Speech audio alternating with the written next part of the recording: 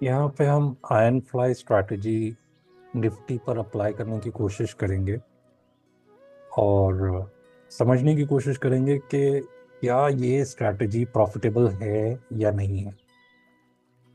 बहुत ही simple strategy है।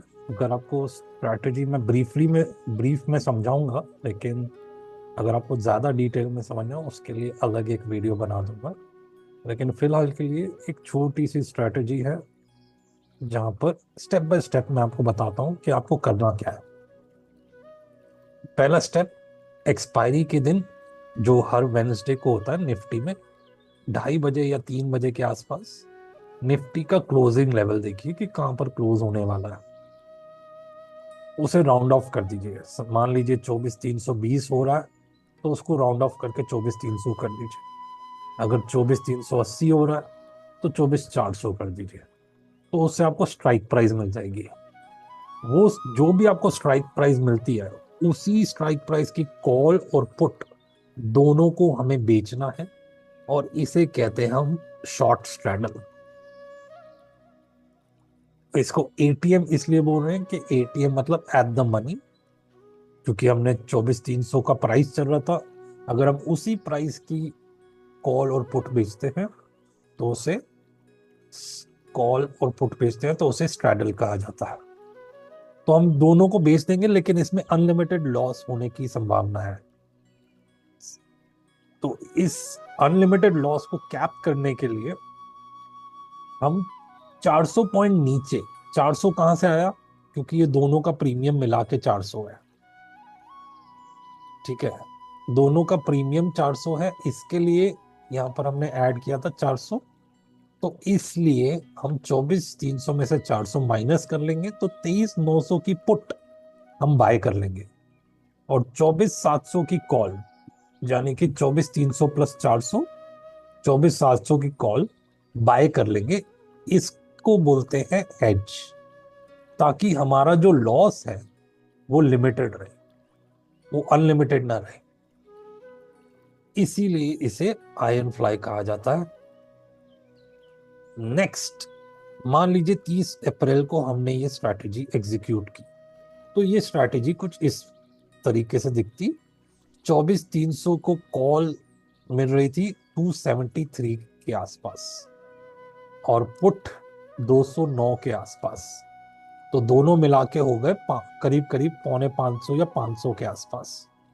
तो हमने 24,300 की कॉल अगर सेल की है तो 24,800 की कॉल बाय भी कर ली उसे हेज करने के। और 24,300 की पुट अगर सेल की है तो 23,900 की पुट भी हमने हेज कर दी, बाय कर ली, ताकि हेज रहे पोजीशन और अनलिमिटेड लॉस ना रहे। तो अनलिमिटेड लिमिटेड लॉस मतलब कितना लॉस, वो देखिए यहां पर बताया जाएगा। ऑप्स्ट्रा एक एप्लीकेशन है जहां पर आप ये पोजीशन डाल के चेक कर सकते हैं कि कितना लॉस हो सकता है। तो मैक्सिमम इसमें 13,000 के आसपास लॉस हो रहा है, और अगर प्रॉफिट होता है तो 23,000 के आसपास का प्रॉफिट हो सकता है। प्रोबेबिलिटी 34% की प्रोबेबिलिटी है कि ये चीज हो सकती है कि हम प्रॉफिट में रहें। रिस्क टू रिवॉर्ड रेशियो 1:1.77 है, और ये हमारा ब्रेक इवन है। मतलब इस रेंज के बीच में अगर निफ्टी क्लोज होता है तो हमें कुछ ना कुछ पैसे जरूर मिलेंगे। तो इसमें यहाँ पर मार्जिन 1,18,000 बता रहे हैं, करीब करीब 1.25 लाख की पोजीशन होती है ये। 4 लेग होते हैं इसमें, तो 1.25 लाख के आसपास लग जाते हैं इसमें। मेरा सजेशन आपसे ये रहेगा कि आपको अपने अकाउंट में कम से कम 10 लाख रुपए रखने हैं इस पोजीशन को मैनेज करने के लिए। वो मैं डिटेल में समझाऊंगा क्यों ऐसे करना है, लेकिन अगर आपको बिजनेस में बना रहना है, इस ऑप्शन स्ट्रैटेजी में बना रहना है, तो आपको 10 लाख रुपए होने चाहिए आपके पास। चाहे वो यूज हो ना हो वो अलग बात है, लेकिन आपके पास वो पैसे होने चाहिए कि इसमें अगर कुछ ऊंच नीच हो गई तो आप उसे संभाल पाए। उसे हम एडजस्टमेंट कहते हैं। नेक्स्ट, 1 तारीख को छुट्टी थी तो फिर उस दिन कुछ भी नहीं हुआ, पोजीशन वैसी की वैसी पड़ी रही। 2 तारीख को पोजीशन थोड़ी सी प्रॉफिट में आई, 5,800 रुपए।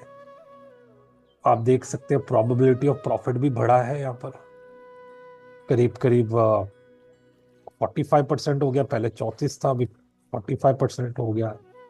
यहाँ पर देखिए मार्जिन थोड़ी सी बढ़ गई है, 1,20,000, इसीलिए 1.25 लाख 1.5 लाख मिनिमम इस पोजीशन में लगते हैं।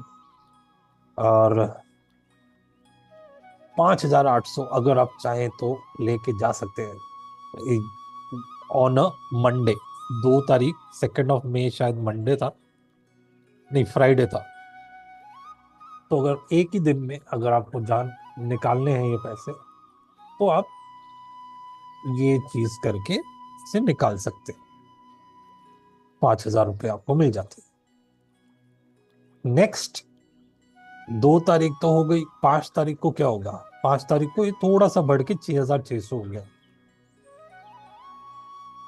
6 तारीख को थोड़ा और बढ़ गया, 12,000 हो गया, करीब करीब 11% के आसपास। 7 तारीख को और बढ़ गया, 14,800 हो गया। ये क्यों हो रहा है? क्योंकि निफ्टी जो है वो ज्यादा हिला नहीं है इन दिनों। और 8 तारीख जो एक्सपायरी का दिन था, वहां पर ये 22,000 के आसपास हो गया। मतलब आप करीब करीब 20% पैसे कमा गए एक ही हफ्ते में इस स्ट्रैटेजी को लेकर। इसके ऊपर हम और भी वीडियो बनाएंगे, इसके और भी पोजीशंस हमने क्रिएट किए थे 8 तारीख के बाद भी, वो हम नेक्स्ट वीडियो में कवर करेंगे। इस स्ट्रैटेजी के बारे में मैंने जो भी समझाया है आपको, उससे रिलेटेड कुछ भी सवाल अगर आपको आ रहा है तो आप मुझे पूछ सकते हैं कमेंट बॉक्स में। Thank you very much. आप सब्सक्राइब कीजिए, लाइक कीजिए, कमेंट कीजिए, ताकि हम और ऐसे वीडियो बनाएं। ये सिर्फ एजुकेशनल पर्पस के लिए, ताकि आप ज्यादा से ज्यादा समझ सकें कि ये चीज को कैसे यूज करना है। Thank you for your time. Good day.